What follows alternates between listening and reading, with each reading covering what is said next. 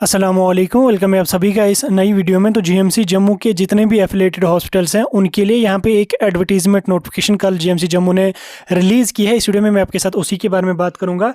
कितनी पोस्ट्स यहाँ पे हैं, एलिजिबिलिटी का क्राइटेरिया क्या रहने वाला है, कब तक आपको फॉर्म भरने हैं, फॉर्म कैसे सबमिट करना है, सब कुछ जानने के लिए इस वीडियो को पूरा एंड तक देख लेना। चैनल को भी सब्सक्राइब कर देना, व्हाट्सएप और टेलीग्राम ग्रुप दोनों ज्वाइन कर देना, लिंक दोनों की आपको डिस्क्रिप्शन में मिल जाएगी। तो चलिए वीडियो को शुरू कर लेते, देख लेते हैं यहाँ पे जीएमसी जम्मू की इस एडवर्टीजमेंट नोटिफिकेशन के बारे में। तो स्क्रीन पे आपको एडवर्टीजमेंट नोटिफिकेशन दिख रही होगी। एडवर्टीजमेंट नोटिफिकेशन नंबर 4 ऑफ 2024 22 नवंबर यानी कि कल इस नोटिफिकेशन को जीएमसी जम्मू की वेबसाइट पर लाइव किया गया।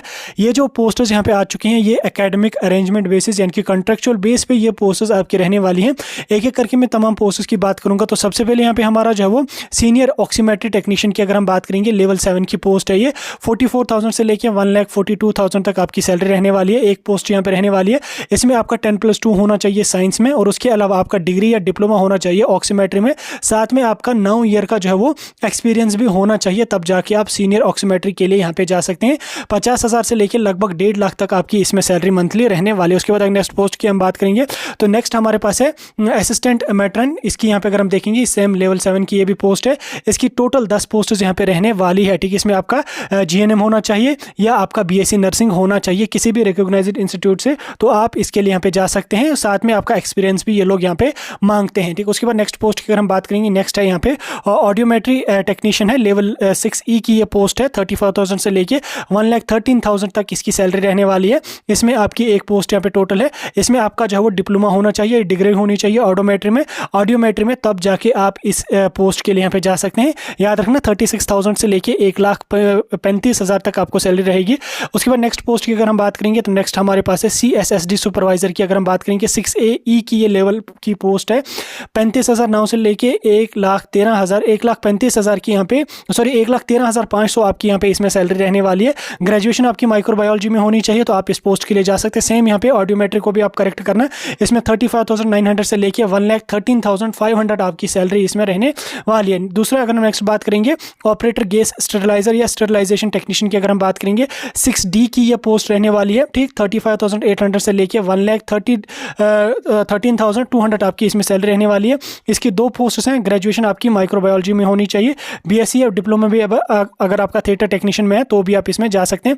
नेक्स्ट यहाँ पे ऑक्सीमेट्री टेक्नीशियन की अगर हम बात करेंगे 6D की ये पोस्ट है। 35,800 से लेके 1,13,000 आपकी सैलरी रहने वाली है। इसमें आपका 10+2 पास होना चाहिए विद डिग्री या डिप्लोमा आपका ऑक्सीमेट्री में होना चाहिए। उसके बाद यहाँ पे नेक्स्ट आपका जूनियर लेबोरेटरी टेक्नीशियन है। ये भी आपकी सेम लेवल की पोस्ट रहने वाली है। इसमें आपका डिप्लोमा होना चाहिए लेबोरेटरी टेक्नीशियन का। सेम दूसरा यहाँ पे आपका है जूनियर लैब टेक्नीशियन की अगर हम बात करेंगे, सेम इसका भी एक क्राइटेरिया यहाँ पे रहने वाला। चीफ एनेस्थीसिया टेक्नीशियन की अगर हम बात करेंगे यूरोलॉजी में या सीनियर एनेस्थीसिया टेक्नीशियन की अगर बात करेंगे लेवल 6 की ये पोस्ट रहने वाली है। टोटल इसकी 11 वैकेंसीज रहने वाली है। इसमें आपका डिग्री या डिप्लोमा होना चाहिए एनेस्थीसिया में, साथ में आपका 6 साल का एक्सपीरियंस भी होना चाहिए, तो आप इसके लिए यहाँ पे जा सकते हैं। CSSD टेक्नीशियन या ऑपरेटर गैस स्टरलाइजर की अगर हम बात करेंगे इसकी 10 पोस्ट्स रहने वाली है। इसमें आपका ग्रेजुएशन होना चाहिए या BSc डिप्लोमा आपका होना चाहिए थिएटर टेक्नीशियन में, तो आप इसके लिए यहाँ पे जा सकते हैं। 10 पोस्टर्स इसकी रहने वाली है। ECG टेक्नीशियन की अगर मैं बात करूँ तो 10 पोस्टर्स इसकी भी रहने वाली है। इसमें आपका ECG टेक्नीशियन का डिप्लोमा होना चाहिए।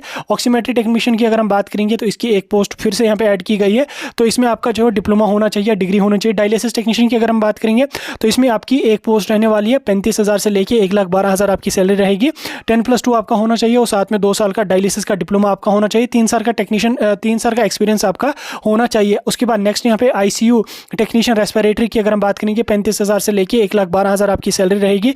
एक पोस्ट इसकी रहने वाली है। इसमें आपका यह डिग्री या डिप्लोमा होना चाहिए ट्यूबरकुलोसिस एंड चेस्ट डिजीज में किसी भी रिकॉग्नाइज्ड इंस्टीट्यूट से, तो आप इसके लिए जा सकते हैं। रेडियोलॉजी टेक्नोलॉजिस्ट या junior radiology technician, CT scan technician या एक्सरे टेक्नीशियन या जूनियर रेडियोलॉजी टेक्नीशियन की अगर हम बात करेंगे इसकी टोटल 5 वैकेंसीज रहने वाली है। 35,400 से लेके 1,12,000 आपकी सैलरी रहने वाली है।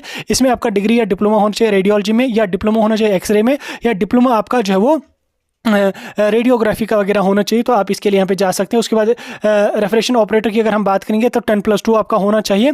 उसके बाद आपकी यहाँ पे 3 पोस्ट्स इसकी भी रहने वाली है। डिग्री या डिप्लोमा आपका होना चाहिए ऑप्थेल्मिक असिस्टेंट का। ठीक, उसके बाद ऑप्थेल्मिक असिस्टेंट की अगर हम बात करेंगे इसकी 2 पोस्ट अलग से रहने वाली है जिसमें आपका डिग्री या डिप्लोमा होना चाहिए। इसकी आपको 25,000 से लेके 81,000 तक सैलरी रहेगी।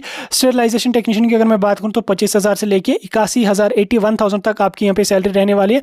इसमें आपका BSc या डिप्लोमा होना चाहिए थिएटर टेक्नीशियन का। उसके बाद MRT मेडिकल रिकॉर्ड टेक्नीशियन की अगर मैं बात करूँ, इसकी आपको 11 वैकेंसीज रहने वाली है। 25,000 से लेके 81,000 इसकी सैलरी रहने वाली है। इसमें आपका डिग्री या डिप्लोमा होना चाहिए MRT में मेडिकल रिकॉर्ड टेक्नीशियन, जो कि स्कीम 16 में होता है। उसके बाद जूनियर थिएटर असिस्टेंट की अगर मैं बात करूँ, जूनियर थिएटर असिस्टेंट की आपको 4 वैकेंसीज रहने वाली है। इसमें ऑपरेशन थिएटर का डिप्लोमा या डिग्री होना चाहिए।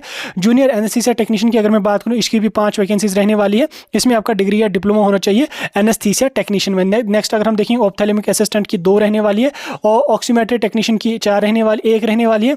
गैस पाइपलाइन मैकेनिक की यहाँ पे आपको 6 रहने वाली है। इसमें आपका 10th यहाँ पे होगा तो चल जाएगा। जूनियर फार्मासिस्ट की अगर मैं बात करूँगा तो फार्मासिस्ट की आपको टोटल 5 वैकेंसीज रहने वाली है। इसमें आप लोगों का जो है 10+2 पास होना चाहिए। उसके बाद मेडिकल असिस्टेंट या फार्मेसी ट्रेनिंग कोर्स आपका होना चाहिए, B.Pharm या D.Pharm आपका होना चाहिए, साथ में 3 साल का एक्सपीरियंस भी होना चाहिए। उसके बाद ANM FM PHW की अगर मैं बात करूँ तो 52 वैकेंसीज इसकी रहने वाली है। उसके बाद डायास की अगर हम बात करेंगे तो 5 यहाँ पे रहने वाली है। उसके बाद यहाँ पे लेबोरेटरी टेक्नीशियन की अगर मैं बात करूँ तो 1 यहाँ पे इसमें आपकी भी रहने वाली है। FM PHW या ANM के जो एस्पिरेंट्स हैं उनके लिए यहाँ पे काफ़ी ज़्यादा वैकेंसीज हैं, 52 उनके लिए यहाँ पे वैकेंसीज रहने वाली है। ठीक, एप्लीकेशन आपको ऑनलाइन फॉर्म सबमिट करना पड़ेगा। रजिस्टर्ड स्पीड पोस्ट के थ्रू आपको फॉर्म जो है वो 10 दिसंबर से पहले यहाँ पे सबमिट करना पड़ेगा। डॉक्यूमेंट्स में आपको जो है वो 10th की मार्कशीट लगेगी, क्वालिफिकेशन सर्टिफिकेट लगेगी, डिग्री या डिप्लोमा सर्टिफिकेट आपका लगेगा, कैटेगरी कोई है वो लगेगी, पैरामेडिकल काउंसिल की सर्टिफिकेट लगेगी, डोमिसाइल लगेगी, एक्सपीरियंस कोई है तो वो यहाँ पे आपको लगेगा।